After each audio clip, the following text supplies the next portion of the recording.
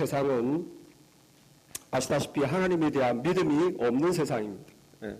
믿는 자가 없는 것은 아니지만 대부분의 사람들이 점점 자기의 힘과 능력만 믿고 하나님 없이 살아가는 사람이 더 많아지고 있어요.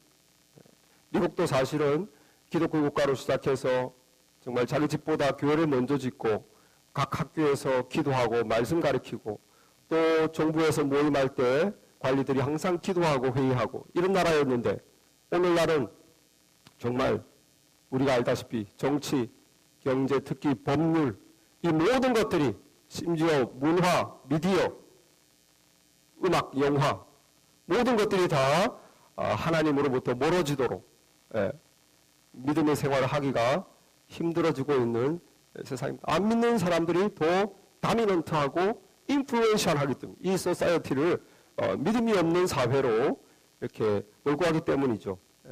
이렇게 유행과 제도마저 다 하나님으로부터 멀어지는 세큘러, 세속적이라고 그러는데 그리고 대다수의 사람들이 이제 점점 불신자가 되고 있고 이런 사회에서 우리 크리스찬들이 소수예요. 소수 마지널라이즈드 돼서 구석으로 밀려가는 이 소수의 크리스찬들이 어떻게 이렇게 안 믿는 불신 세상에서 믿음을 지키며 살아갈 수 있을 것인가. 정말 쉽지 않은 문제죠. 오늘 읽은 이 사무엘하 2장에서 4장까지 보면은 믿음의 사람 다윗 얘기는 별로 안 나와요.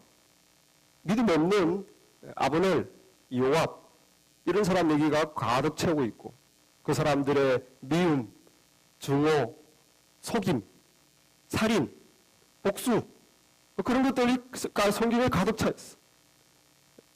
왜 성경에서 그렇게 안 믿는 사람들의 얘기를 길게 다루고 있는가? 그것이 현실이기 때문입니다. 그것이 우리가 오늘 살아가는 이 세상의 모습이기 때문에 이 세상은 믿지 않는 자들의 그들이 신앙 없이 문화를 이루고 제도를 이루고 교육하고 그렇게 살아가는 세상에서 그리스도인들이 정말 믿음의 밧줄을 붙잡고 살아가야 되는 것이 현실이기 때문에 성경에서도 그렇게 보여주고 있습니다. 오늘 이 성경에 아브넬이라는 사람이 나오는데 이 아브넬이라는 사람은 우리가 아는 이스라엘의 1대 왕의 오른팔이었어요. 사울 왕의 군대 사령관.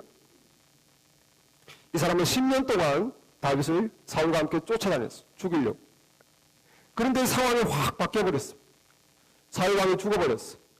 이제 대세는 다윗 왕으로 넘어가게 됐어요. 이 사람이 얼마나 걱정되겠습니까? 그 앞 대통령의 오른팔이었는데 이제 다음 대통령이 일어서니까 특히나 자기는 사울 왕이 살아있을 때 10년 동안이나 다윗을 죽이려고 했던 사람이 얼마나 걱정되겠어요. 그래서 자기가 살 길은 이거밖에 없다.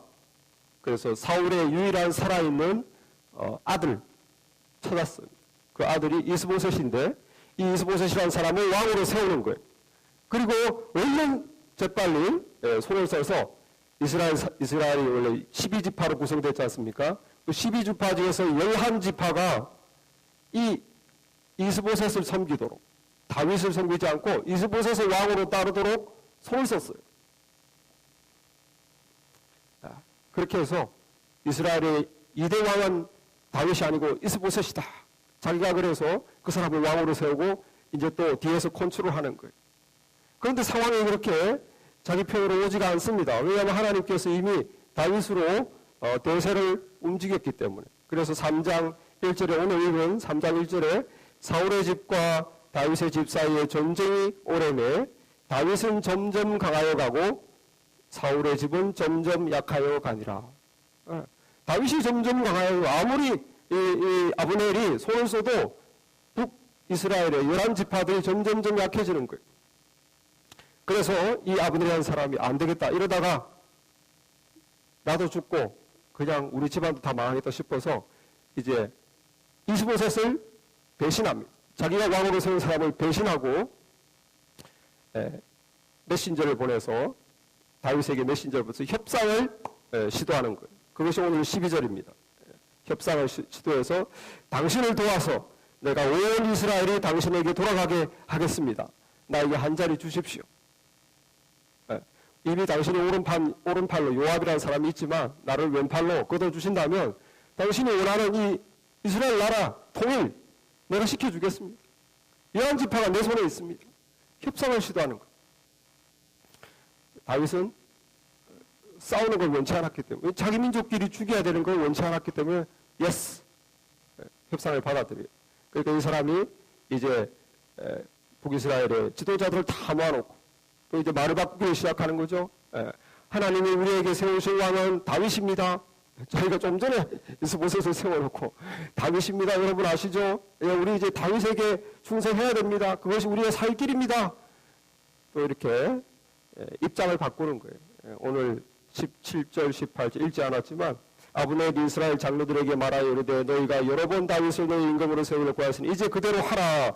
여호와께서 이미 다윗에 대하여 말씀하시기를 내가 내 종 다윗의 손으로 그의 백성을 구원하여. 이렇게 이제 자기 뜻을 위해서 입장을 바꾸고 다윗을 섬깁시다. 그러다 하나님 이름까지 팔아먹어요. 우리 하나님께서 다윗을 기름 붓지 않았습니까? 하나님 이름까지 팔아먹으면서 자기가 살아야 되니까. 자, 이 아브넬이 어떤 사람입니까? 이 아브넬은 오늘날 우리가 말하는 이제 기회주의자. 기회주의자. 나에게 이익이 되는 대로 빨리빨리 이 줄타기를 잘하는 사람. 어떤 사람과 잘 있다가도 나에게 손해가 있겠다 싶으면 그냥 버리고 또 나에게 도움되는 사람한테 탁 붙어버리는 사람. 무엇이 나에게 이익인지 계산해보고 내게 이익이 되는 쪽으로 행동하고 계획하고 살아가는 계산적인 사람. 이런 사람이 이 아브넬 같은 사람입니다. 오늘 우리가 살아가는 이 시대에는 사람들이 다 자기 이익을 앞세우는 시대예요. 옛날 같았으면 참 얌체다, 어떻게 저렇게 사나 하지만 오늘날은 꼭 그렇게 비난하지 않습니다. 다 자기가 자기 이익을 위해서 가는 걸 정상으로 생각하는 세상. 그래서 자기 이익을 챙기고 자기 앞길을 가고 빨리빨리 손을 쓰고 그걸 그렇게 나쁘게 생각하지 않고 세상 잘 산다고 오히려 칭찬하는 세상이에요. 성공하려면 줄서기를 잘해야 된다. 힘없는 사람 밑에 있다가는 나한테 도움이 안 되니까 빨리 버리고 빨리 능력 있는 사람한테 친해서 줄서기를 잘해야 세상에서 출세할 수 있는, 그 사람이 나를 땡겨줄 거 아니냐. 그게 오늘날 세상을 살아가는 세상의 통용되는 이치로 받아들여지고 있어요.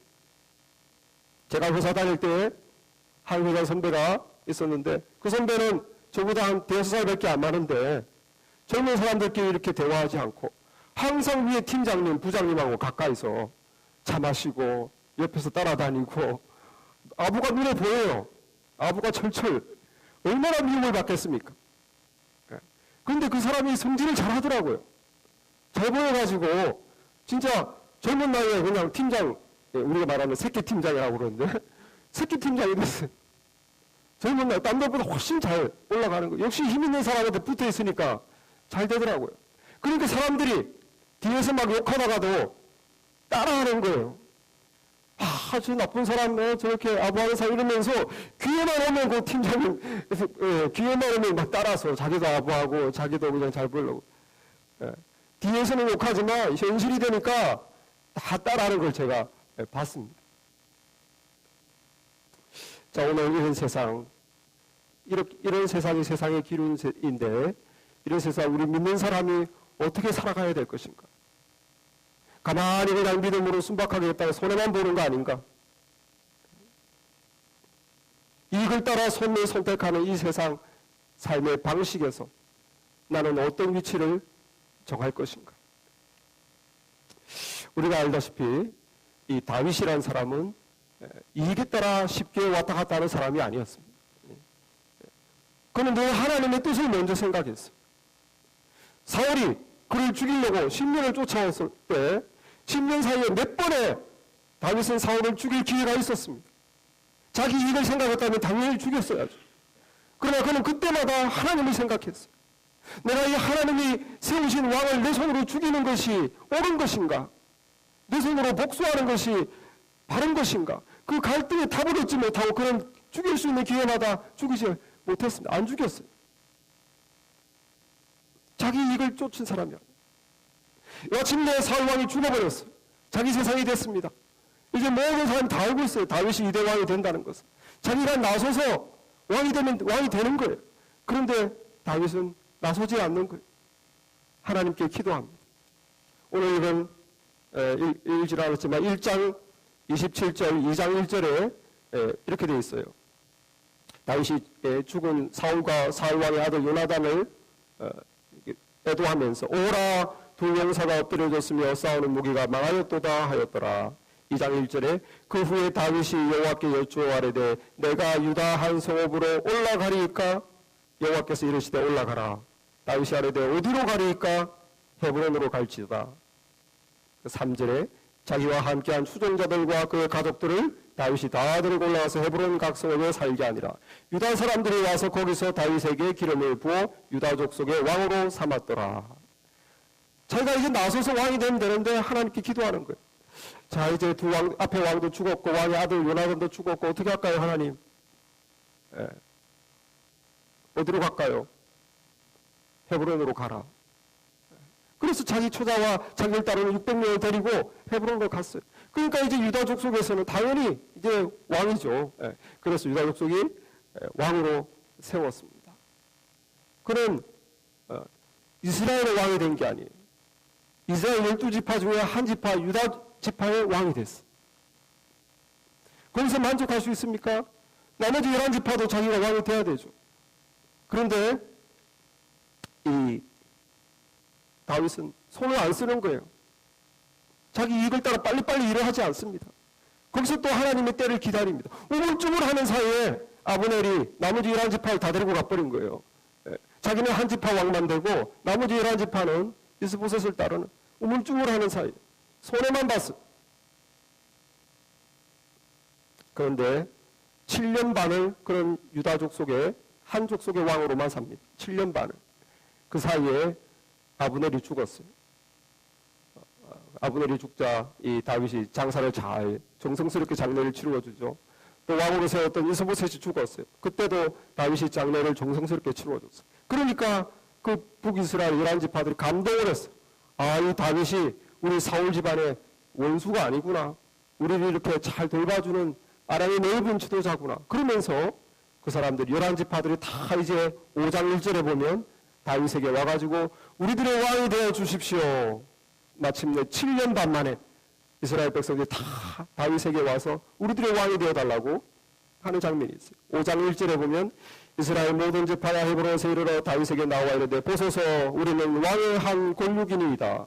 3절에 이에 이스라엘 모든 장로가 헤브론에 이르러 왕에게 나오매 다윗 왕이 헤브론에서 여호와 앞에서 그들과 언약을 맺음에 그들이 다윗에게 기름을 부어 이스라엘 왕으로 삼으니라. 이 다윗 하나님의 뜻을 묻고 하나님의 인도를 구하고 순간순간 무엇이 나에게 이익이 되는가 순간순간 계산해서 빨리빨리 움직이는 것이 아니라 하나님에게 물어보고 내가 이렇게 하고 싶은데 하나님 어떻게 생각하십니까? 하나님의 뜻을 묻고 인도를 기다리고 하나님의 인도가 오지 않을 때는 7년 반을 기다리고 그렇게 해서 마침내 자기 민족끼리 싸우지 않고 죽이지도 않고 평화롭게 온 나라가 가만히 있는 다윗을 우리의 왕이 되어달라고 그렇게 하나가 되는 아름다운 결과를 이루었습니다. 하나님을 믿는 사람이죠. 그것이 믿음입니다. 믿음. 아브넬처럼 오늘 세상 사람들은 다 자기 이익을 따라 움직입니다. 자기에게 도움이 되면 친구가 되었다가 도움이 안 되면 언제 받냐는 듯이 연락도 하지 않는 것이 매정한 세상이에요. 왜? 이익이 되느냐 안 되느냐로 인간관계를 설정하기 때문에 나에게 이익이 되느냐 안 되느냐. 심지어 그것이 결혼도 이익이 되느냐 안 되느냐. 모든 것이 사업도 오늘날의 파트너 애플이 삼성 부품을 쓰다가 이익이 안 된다. 타이완 부품을 쓰고 뭐 의리 같은 건 없어요. 국가는 더하죠. 개인은 물론이요. 기업과 국가는 다 모든 세상 인간관계마저 이제 개인마저 결혼마저, 가정마저, 부모 자식 관계마저 이익이 되느냐 안 되느냐. 이것이 오늘날 세상의 흐름입니다. 여기서 우리가 어떻게 믿는 자는 살아가야 할 것인가. 우리는 다윗처럼 하나님을 신뢰하며 하나님께 묻고 하나님의 인도를 받기를 소망하는 그런 삶을 살아야 될 줄 믿습니다. 믿음이 뭡니까? 믿음이라는 것은 무엇을 믿는 겁니까? 하나님을 믿는 거예요. 이렇게 계산해보고 이것이 나에게 이루어오니까 작은 이익 앞에서 내가 위치를 바꾸고 생각을 바꾸고 그렇게 하는 것이 아니라 하나님을 믿는 거예요. 나의 계산을 믿는 게 아니고 내 마음이 끌리는 것을 믿는 게 아니고 하나님을 믿는 것입니다. 지금 내 계산으로는 이것이 맞지만 하나님께서 내가 하나님께 묻고 내 이익과 계산을 내려놓고 하나님께서 선하게 인도하실 것을 묻고 내 삶을 인도해 주시옵소서. 여러분 그것이 믿음인 줄 믿습니다. 때로는 시간이 걸려요. 저도 때때로는 제 생각대로 빨리 해서 빨리 이러다가 하면 손해보겠지 그런 생각을 했다가 일을 망친 적이 여러 번 있습니다. 왜? 우물쭈물 하다가는 내가 손해볼 것 같은 생각. 믿음이 필요합니다. 그때 믿음이 필요한 거예요. 내 계산이 나를 이롭게 하는 것이 아니라 하나님이 나를 이롭게 해주신다. 내가 생각하는 것보다 하나님이 더 잘 아신다. 하나님의 계산을 믿자. 하나님의 인도를 받자. 그러면서 기도하는 거예요. 여러분 계산하지 마시고 이익을 따지지 마시고 기도하시기 바랍니다. 무릎을 꿇고 하나님 내 생각을 내려놓습니다. 하나님의 생각을 묻습니다. 인도해 주세요. 하나님 이끌어 주십시오. 하나님께 맡깁니다. 여러분 그것이 믿음인 줄 믿습니다. 이것은 세상 사람들은 이렇게 하지 않아요. 아무도 이렇게 하지 않습니다. 아무도 이렇게 하지 않아요.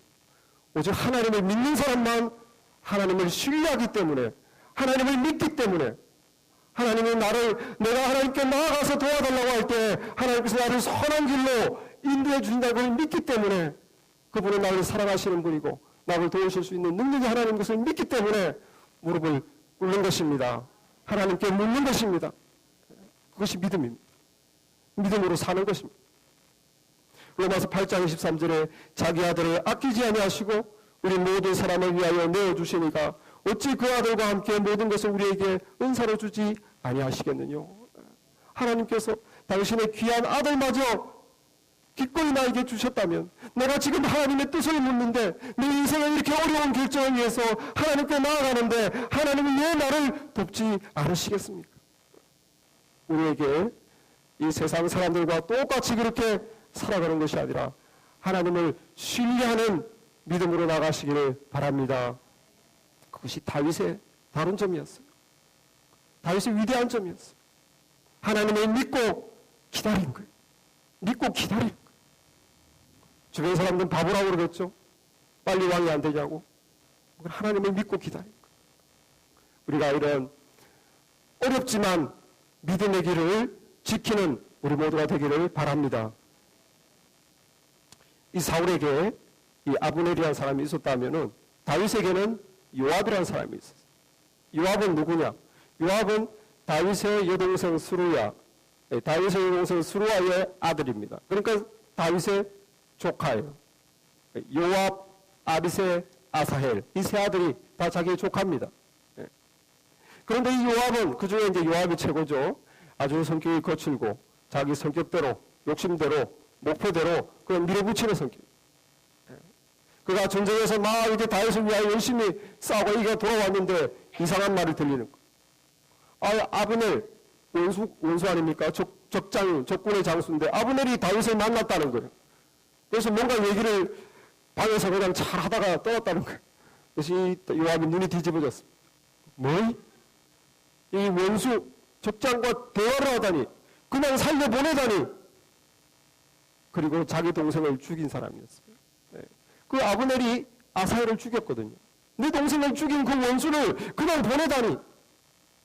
사실은 이제 우리가 성경에 읽어보시면 아시겠지만 이 아브넬을 안 죽이려고 참 노력했습니다. 어린애가 자꾸 쫓아오는 거 전쟁하는데 돌아가라고. 널 죽이기 싫다고. 내 형 요압도 내가 잘 안다고 돌아가라고 그랬는데 이 아사엘이 고집을 부리는 거예요. 결투를 신청하면서 하도 끝까지 쫓아와서 마지못해 그냥 죽게 되었죠. 자기가 죽인 게 아니라 말을 타고, 옛날에 이제 전쟁 기법 말을 타고 하다 갑자기 그 브레이크를 쓰면 뒤쫓아오는 능숙하지 못한 사람은 앞으로 팍 몸이 이렇게 딸리는 거예요. 그때 창을 이렇게 세워놓으면 창에 그냥 배가 푹 찔려가지고, 그래서 아사엘이 그렇게 죽어버렸어요. 그래서 이 요압은 내 원수, 내 동생을 죽이는 원수, 그리고 저 11지파를 데리고 온 저 나쁜 놈, 그리고 우리를 죽이려고 했던 그 사울 왕의 오른팔, 얼마나 원수입니까? 얘를 그냥 돌려보내다니. 바로 잡을 죽일 수 있는 기회를 사울 다윗에게 막 퍼붓는 거예요. 왕이 어찌 이럴 수 있습니까? 24절에 요압이 왕께 나아가 이르되 어찌 하심이니까? 아브넬이 왕에게 나아왔거늘 어찌하여 그를 보내 잘가게 하셨나이까? 막 따지는 거예요. 자기 뜻대로 해야 직성이 풀리는 이 요압. 한 번 원수는 영원한 원수. 용서, 관용 이런 건 없어요. 그래서 요압이 이 사람을 죽이기로, 그래서 사람을 보내서 잘 집에 가고 있는 아브넬을 만나서 속입니다. 우리 요압 장군께서 긴히 할 말이 있답니다. 어디 속으로 오십시오. 속으로 밤을 불렀는데 요압이 할 말이 있는 것처럼 잘 접근해서 칼로 그냥 푹 쑤셔서 죽였어요. 참 무자비한 사람이죠. 27절을 보겠습니다. 아브넬이 헤브론으로 돌아오며 요압이 더불어 조용히 말하는 듯이 그를 데리고 성문 안으로 들어가 거기서 배를 찔러 죽이니 이는 자기의 동생 아사엘의 피로 말미암음이더라. 오늘날 우리가 사는 이 세상은 점점점 인내와 포용, 용서, 참음, 이것을 그렇게 미덕으로 삼지 않습니다. 그냥 참고 견디면 바보 취급을 당하는 세상이 되고 있어요. 네가 왜 참느냐? 심지어 애를 키울 때도 왜 맞고 다녀? 너 왜 맞고 다녀? 너도 때려야지. 왜 참어? 바보같이. 오늘 세상은 be yourself. 너 자신이 되어라. 자기 자신일 때가 가장 아름답다. 그것이 오늘 세상의 가르침이에요. 네가 원하는 길을 가라는 거예요. Be yourself. Do whatever you want to do. 네가 하고 싶은 걸 해라. 너는 그런 권리가 있다. 누구나 자기 성격대로 그냥 해라는 거예요. 왜 참느냐? 가라는 거예요. 네 고집대로 해라. 너의 인생은 네 거다. 인생의 주인공을 우리 각자로 만들어 놓고 우리가 원하는 길을 그냥 가라는 거예요. 거슬리면 그냥 헤어져라. 귀찮으면 버려라. 네 갈 길 가라. 이런 사고방식, 이런 가르침에서 얼마나 많은 사람들이 상처를 받습니까? 얼마나 많은 가정들이 깨집니까? 얼마나 많은 인간관계가 서로 상처를 줍니까? 그냥 한번 참으면 되는데, 그냥 용서하고 덮어주면 되는데, 너 성격대로 해라. 네 갈 길, 너의 길을 고집해라. Go your way, not God's way. 하나님의 뜻을 다 알아요. 그래도 그냥 이 세상이 그러니까 믿음과 내가 사는 것은 따로입니다. 얼마 전 TV 뉴스를 보는데 놀라운 것은 새로운 신종사업, 이혼을 도와주는 사업이에요. 이혼하려니까 복잡하죠. 계산하기 어렵죠. 막 신경 쓸 거 많죠. 그러니까 아무것도 염려 안 해도 됩니다. 쉽게 이혼할 수 있도록 도와주는 그런 신종사업을 소개하는 게 뉴스에 나왔어요. 뭡니까? 당신이 원하는 대로 헤어져라는 거. 참지 말라는 거.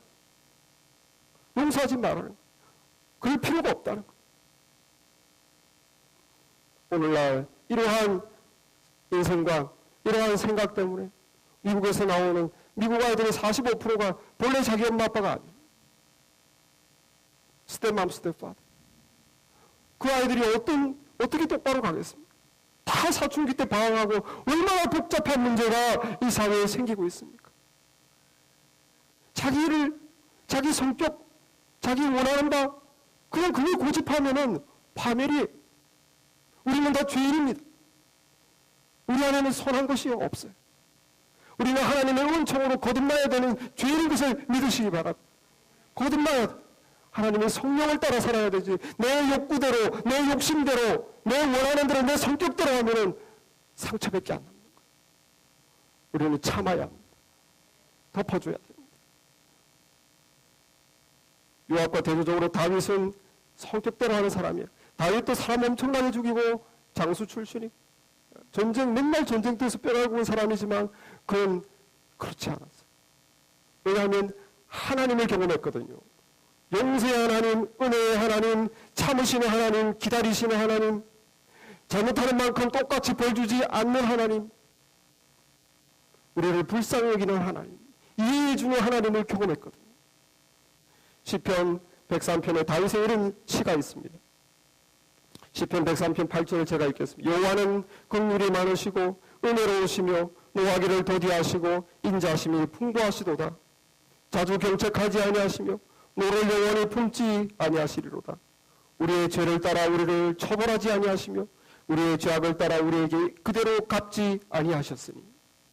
13절에 아버지가 자식을 긍휼히 여긴 같이 여호와께서는 자기를 경외하는 자를 긍휼히 여기시나니 이는 그가 우리의 체질을 아시며 우리가 단지 먼지뿐임을 기억하심이로다. 하나님이 우리가 잘못하는 만큼 벌하지 않는다고 그랬어요. 하나님은 노하기를 더디한다고 그랬어요. 우리가 잘못하는 만큼 하나님이 벌 주면 누가 여기 살아있겠습니까?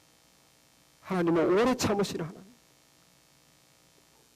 죄를 따라 우리를 벌하지 않는 하나님입니다. 인자하심이 풍부하신 하나님입니다. 그리고 불쌍히 여기는 하나님, 인생들을 불쌍히 여겨서 하나님을 경외하는 자를 용서해. 왜 그러신가? 우리 체질을 아시기 때문에. 우리의 체질을 아시고 우리가 단지 먼지뿐임을 기억하신다. 하나님 우리를 만드셨거든요. 죄 가운데 타락해서 우리가 얼마나 약한 존재가 되는지 아시거든요. 우리의 의지가 얼마나 약한지를 아시거든요. 우리의 믿음이 얼마나 약한지를 아시거든요. 그러니까 하나님이 그렇게 벌 주지 않는 거예요. 용서해 주죠. 그래, 네가 얼마나 약한지를 안다. 죄 안 지으려고 해도 또 죄를 짓고, 화 안 나려고 해도 또 화를 내고, 사랑으로 덮어주려도 사랑이 있지 않고, 우리가 얼마나 약하고 힘든 것을 아시는 거예요.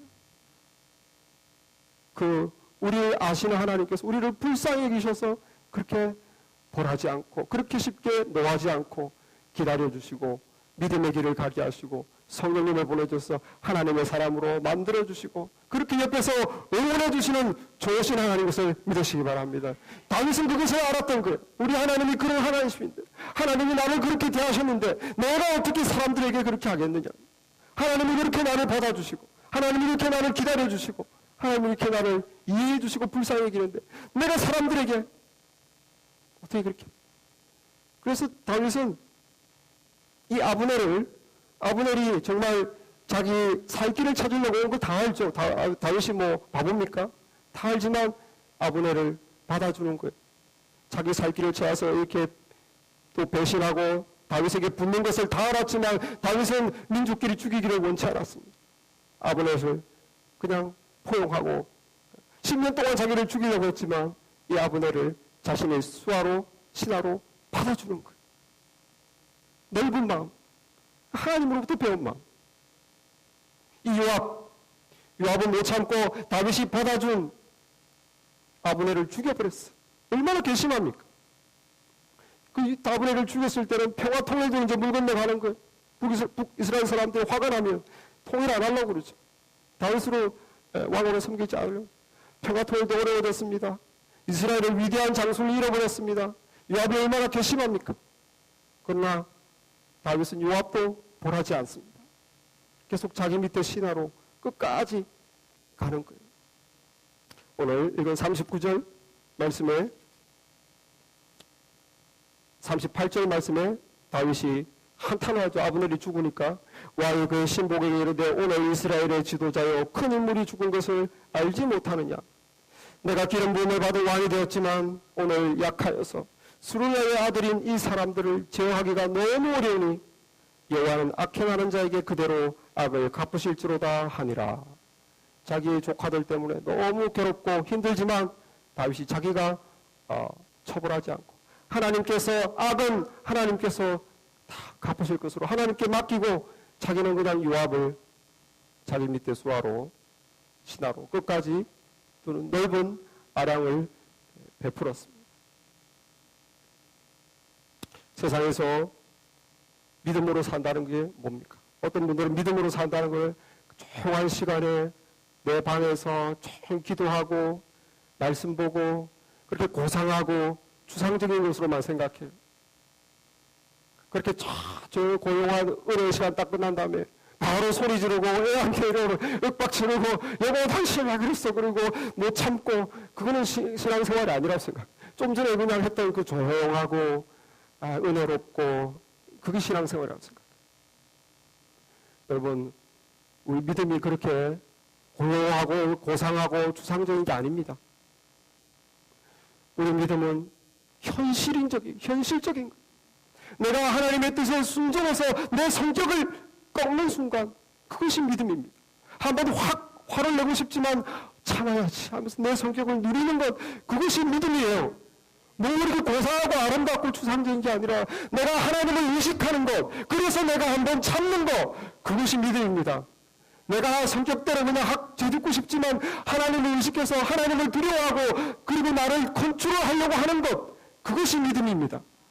하나님이 내 삶에 영향을 주는 것 그것이 믿음입니다. 그것이 믿음으로 사는 것입니다. 국회의원이었던 작가였던 김용신이라는 그분이 자신이 37년 동안 담배를 피웠어요. 담배를 더 너무너무 사랑하고 담배를 끊으려는 노력도 안 했어요. 그가 원고를 쓸 때에는 소설을 하루에 3-4갑씩 피고 심지어 이런 수필도 썼습니다. 죽는 날에도 담배를 물고 죽겠다.